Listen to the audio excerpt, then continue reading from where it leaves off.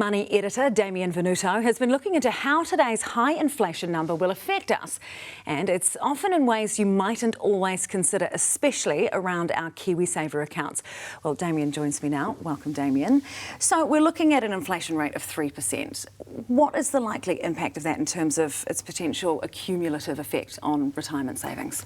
Sam, percentage is always funny things, right? Because you hear 3% and it sounds really small, but that cumulative effect can grow really, really quickly. So if you look at what $100,000 is worth today, if you wanted to buy the same amount of goods or quantity of things in the next 5 years, you'd need $115,000. In 20 years, it would be $180,000. So that's what 3% does. It absolutely devalues what you can buy.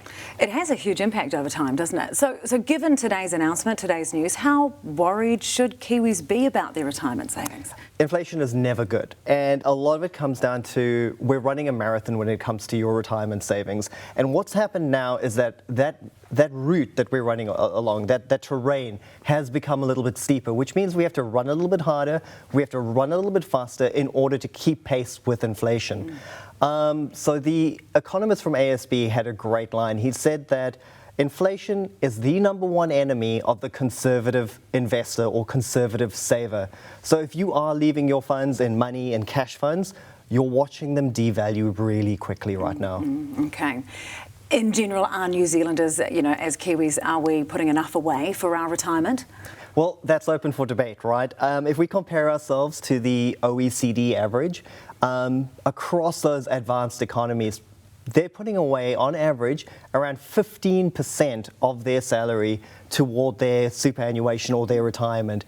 In our case, it's 3%, and then we have the employer contribution, which is an additional 3%. So you're looking at 6% rising to 7%. So we're still a long, long way off that OECD average. Do you think that we've peaked at 3% at the moment in terms of the inflation rate? For context, it was as high as 7.3 under the previous Labour government.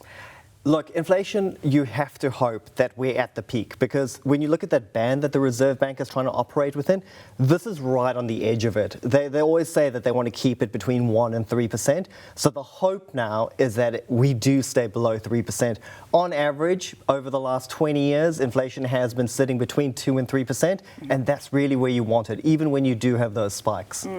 And in terms of the next OCR announcement, what might today's news do in terms of impacting that potentially? Look, the Reserve Bank has said that they're going to keep a laser focus on that inflation figure, and that becomes even more important when you look at the fact that we're right on the edge of that band. We hope now that the reduced interest rates start to feed through into the economy and that we do see inflation come down, but it's anyone's guess.